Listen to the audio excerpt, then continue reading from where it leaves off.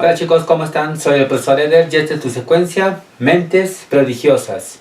Lo que están observando ahorita es la idea de una propuesta del sistema planetario solar en la que la Tierra era el centro del universo y que los planetas, el Sol y la Luna, giraban alrededor de él. Esta es la teoría geocéntrica propuesta por Ptolomeo el siglo II en uno de sus escritos titulado Almagesta.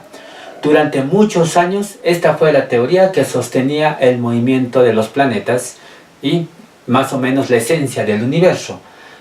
Por muchos años nadie se atrevió a cuestionar aquello que propuso Ptolomeo y que estaba reforzando Aristóteles.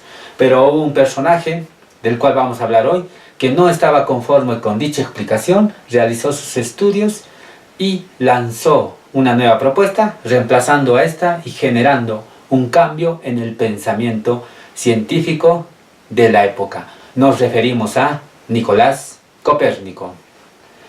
El primero de los grandes sabios de los tiempos modernos nació el 19 de febrero de 1473 en Torún, al norte de Polonia. Nos referimos a Nicolás Copérnico. Era un sabio lleno de perspicacia en la investigación y un espíritu resueltamente crítico. Dotado de una inteligencia excepcional que lo sitúa a la altura de las más grandes mentes y genios de la humanidad, fue al mismo tiempo un ciudadano profundamente comprometido con los problemas de su país. Se tiene muy poco de la información de la infancia y la adolescencia de Nicolás Copérnico, pero sí se detalla que su padre se llamaba igual que él, que era negociante de Cracovia, se afincó en 1458 en Torún, siendo admitido en los círculos burgueses de la ciudad y alcanzando muy pronto en ella la categoría de miembro del patrocinado local. Lamentablemente murió el año de 1483 y sus hijos pequeños, entre ellos Nicolás Copérnico, solamente tenía 10 años y quedaron bajo la tutela de su tío materno Lucas Watzeroth, quien era futuro obispo de Warmii, alto dirigente de la iglesia y eminente hombre de estado en la corte real de Cracovia. En la región oriental de la llanura inferior de la Vístula, no lejos de Elbar, se halla situada la ciudad de Fromborg, antiguamente Fraunburg, como se le denomina, donde transcurrieron los últimos años de vida de Copérnico y donde murió el año de 1543. Hasta su muerte, Lucas Watzeroth ejerció gran influencia en la vida del joven Nicolás Copérnico, orientando sus estudios a su futura carrera eclesiástica y política. Se dice que fue una gran influencia la de su tío para que Copérnico desarrollara sus estudios más en el campo de la religión. Como les repito, no hay mucha información de este personaje, pero se tienen muchos detalles importantes que hay que resaltar. Otra fecha importante está confirmada en documentos de su juventud, en la cual figura la fecha en la que se matriculó a la Universidad de Jagiellón en Cracovia en otoño de 1491. Fue en Cracovia donde el joven Nicolás aprendió las primeras nociones de la astronomía. La tradición cita entre sus maestros nombre de Wojciech de Bruszewo, célebre astrónomo y matemático, una gran influencia para inclinarse al estudio de la astronomía de Nicolás Copérnico. En su época de estudiante en la Universidad de Jagiellón, Copérnico adquirió un conocimiento muy profundo de la astronomía aristotélica y la de Ptolomeo, y así como los escritos de geometría de Euclides. Al juzgar por los libros que compró en esa época y que por suerte se conservan, sobre todo el de geometría, se dice que Nicolás Copérnico era muy hábil en lo que es la matemática, en la geometría y en la trigonometría esférica y la astronomía teórica, lo cual le sirvió para realizar sus posteriores estudios. Aunque divergentes en cuestiones de detalle, las teorías aceptadas desde hace más de un milenio, la de Aristóteles y la de Ptolomeo que les acabo de mostrar, tenían en común dos principios fundamentales. Uno, el lugar asignado de la Tierra como centro inmóvil del universo era el primer soporte de esta teoría. Y el segundo era la atribución a todos los cuerpos celestes fueran estrellas fijas o planetas, sin descartar el Sol ni la Luna de un movimiento uniforme en órbitas circulares. Este segundo principio, axioma propuesto por Platón, influyó en la primitiva forma que Copérnico dio a su sistema heliocéntrico del universo. Copérnico se percató de la inconsistencia de los sistemas generalmente aceptados. ¿Cómo descubrió eso? Como ya dijimos, Copérnico tenía un gran dominio de la matemática, la geometría y la trigonometría. Y al momento de revisar nuevamente las teorías propuestas por Ptolomeo y Aristóteles, encontró grandes defectos que matemáticamente no coincidían, ¿sí? Y desarrolló gradualmente un sistema el cual sí representara los valores numéricos que él había alcanzado, al cual denominó el sistema heliocéntrico del universo. Sin abandonar sus estudios canónicos, porque eso era lo que su tío le exigía a Nicolás Copérnico, y tal vez muchos dicen antes de que iniciase sus estudios, Copérnico aprovechó la ocasión que le brindaba la presencia de la Universidad de Bolonia, a la cual fue a estudiar. En ella existían famosos, sabios, los que le ayudaron a perfeccionar sus conocimientos en astronomía. A fines del año de 1503, Copérnico volvió a Warmie, o Warmie como muchos lo pronuncian, y se instaló en el Palacio Episcopal de Lidzbark. Fue por entonces cuando formuló categóricamente su genial idea de la que nuestro planeta no es el centro del universo, y se decidió a redactar su tesis fundamental de la nueva astronomía, cosa que lo hizo en un tratado titulado sobre las revoluciones de las esferas celestes, que no se imprimió y se distribuyó en muy poca cantidad esos manuscritos. ¿Por qué no se pudo distribuir esta obra, no se pudo publicar? Porque lamentablemente se estaba en proceso el descubrimiento de la imprenta y no existía la facilidad para poder informar a otros lugares sobre este gran descubrimiento que había desarrollado Copérnico. Como se dice, aún no había impresos en Frombork, y Copérnico, que ya había envejecido, no tenía al parecer la intención de publicar su obra en otro lugar. Así, de revolutionibus, como se pronuncia, parecía condenado a acumular polvo de la biblioteca en la catedral para terminar olvidado e ignorado. Pero, a pesar de que Copérnico se notaba un poco desanimado por esta situación de no poder dar a conocer su gran descubrimiento, en 1539 se dio una situación. Hacia el final de la vida de Copérnico, cuando él ya se encontraba muy viejo, apareció en Frombork un joven matemático alemán, ávido de conocer en detalle las ideas del astrónomo. Se llamaba Georg Joachim Rheticus, que a los 25 años, muy joven, era ya profesor de Wittenberg. Había oído algunos rumores sobre la innovadora teoría astronómica de Copérnico. Le llamó altamente, había escuchado sobre Copérnico y tuvo la oportunidad de conocerse y ser aceptado como discípulo de Copérnico. Estimulado por el entusiasmo del joven discípulo, Copérnico introdujo las últimas revisiones en su obra y le confió una copia a fin de que lo publicara. Rheticus llevó el manuscrito a un impresor de Nuremberg, quien en 1543 terminó de imprimirlo. Los lectores del Tratado de Copérnico aceptaron de buen grado sus novedosas observaciones sobre los planetas y la meticulosa atención con la que analizaba en detalle las órbitas planetarias.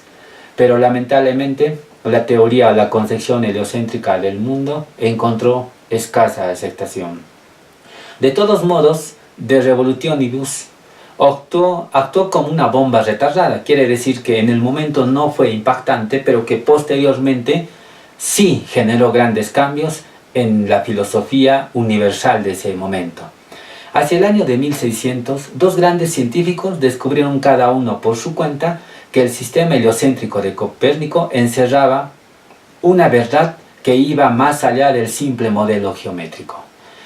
El alemán Johannes Kepler, por un lado, halló en la disposición de los planetas en torno al Sol una relación armoniosa y estética que podía expresarse en términos matemáticos. En cambio, en Italia, otro gran sabio como Galileo Galilei apuntó hacia el firmamento el telescopio que ciertamente recién había sido descubierto y que le llevaron a realizar descubrimientos que llegaron a impresionar bastante, propiamente dicho, a Galileo Galilei. Esto quiere decir que hay una línea directa que va desde Copérnico. Muchos dicen que este cambio sobre el pensamiento y la explicación del movimiento de los planetas empieza con la teoría heliocéntrica de Copérnico, atraviesa por Johannes Kepler, atraviesa por Galileo Galilei y lógicamente es consolidado con el ingenio de Isaac Newton, hasta las maravillas que hoy en día se muestran de la era espacial. Desde su rincón remoto del mundo, Nicolás Copérnico puso en movimiento no solo la Tierra, sino todo el espíritu de investigación que ha enriquecido inmensamente nuestra comprensión del universo. Ojo, a Copérnico no solo se le recuerda porque contradijo la teoría de Ptolomeo y trajo una nueva teoría, sino fue un poco la indagación, la curiosidad y esto de querer descubrir siempre la verdad, lo que más impresionaba de Nicolás Copérnico. El descubrimiento de Copérnico ya daba un cambio y un giro radical a las concepciones tanto religiosas y filosóficas de ese entonces, en el cual la Tierra era desplazada de su posición tradicional del centro del universo, ¿ya?, a girar como otras esferas comunes alrededor del Sol, y por tanto considerar al Sol el centro del universo.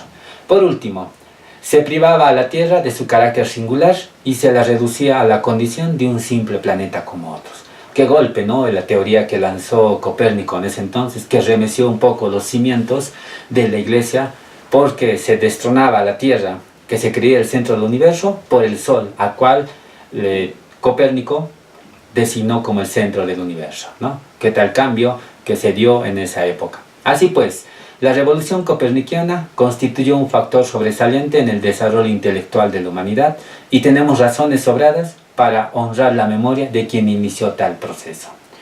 Una fuente de inspiración mucho más verosímil pudo ser el célebre Aristarco de Samos. Hablamos de Aristarco de Samos como aquel que antes que Copérnico, aproximadamente en el siglo III, ya lanzó una teoría similar a la que tuvo Copérnico sobre el sistema heliocéntrico. De hecho, en el manuscrito original de Revolutionibus, ya disculpen la pronunciación, es un poco complicada, se dedica un largo pasaje a Aristarco, que por consiguiente era bien conocido de Copérnico. Tal vez en muchos estudios o muchas curiosidades que se lanzó Copérnico fueron sustentadas por los escritos de este personaje que ya hemos mencionado, que era Aristarco de Samos. 1700 años antes, Aristarco de Samos, quien muchos dicen fue el punto de partida para que su propia concepción de Copérnico se conformara y se diera respuestas a tantas dudas que en ese entonces el joven Copérnico tenía, ¿ya? Lo que más llama la atención de Copérnico es que no creía en las explicaciones que se dieran en ese tiempo sobre el movimiento de los planetas y que la Tierra era el centro del universo. Y lo que llama altamente la atención es por qué no le satisfacían y por qué tuvo que buscar otras fuentes ya en su época, hasta el punto que tuvo que generar su propia explicación, ¿no? Ahí viene lo interesante de Copérnico y de su, olfato investigativo. En especial, parecen haberle ocupado dos fallos de la astronomía de Ptolomeo, ¿sí? Lo que descubrió, como ya vuelvo a decir, Copérnico en su curiosidad y su habilidad matemática, geométrica y trigonométrica fue, en primer lugar, que había fallas en la teoría de Ptolomeo. A pesar de que él dice que Ptolomeo tuvo que utilizar una gama de modelos geométricos para explicar los movimientos de los distintos planetas. En ese entonces solo se conocían 4. Se vio obligado además a proporcionar a cada modelo un movimiento circular, con una revolución que durara exactamente un año. En segundo lugar, Ptolomeo no consiguió determinar la distancia absoluta y relativa de los planetas con respecto a la Tierra, por lo que su orden de colocación comúnmente aceptado no era sino un convencionalismo arbitrario. Quiere decir que Ptolomeo tuvo que forzar ciertos resultados dentro de su explicación, los cuales fue indagado por Copérnico y lógicamente no cuadraban sus cálculos con la teoría que lanzó Ptolomeo en ese entonces.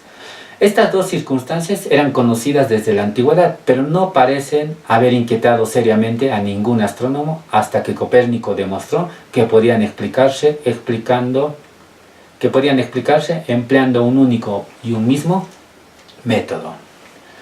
Bueno, hay cosas importantes de Copérnico, como que él solamente realizó sus observaciones en una torre alta en la cual habitó durante casi 30 años. Bueno, también se sabe de Copérnico que sus estudios revolucionaron todo un campo de la investigación. Yo te invito a que sigas indagando más sobre la vida de este gran personaje que fue Nicolás Copérnico. Indagué mucho sobre su segundo apellido, si tuvo otro nombre, pero no encontré mucha información. Pero es sumamente importante conocer mucho de Nicolás Copérnico, que abrió las puertas del cambio de la concepción sobre la explicación del universo, explicación de la Tierra y de todo lo que hoy conocemos en el camino por conquistar el universo. Bueno chicos, eso es todo lo que les puedo hablar de Nicolás Copérnico. Agradezco a todos los que ven mis videos, les mando un fuerte abrazo. Esto es tu secuencia Mentes Prodigiosas. El profesor Eder te dice hasta otra oportunidad. Si quieres conocer más de otro personaje, solo escríbeme a mi Facebook y prepararé un nuevo tema para ti. Nos vemos el próximo capítulo.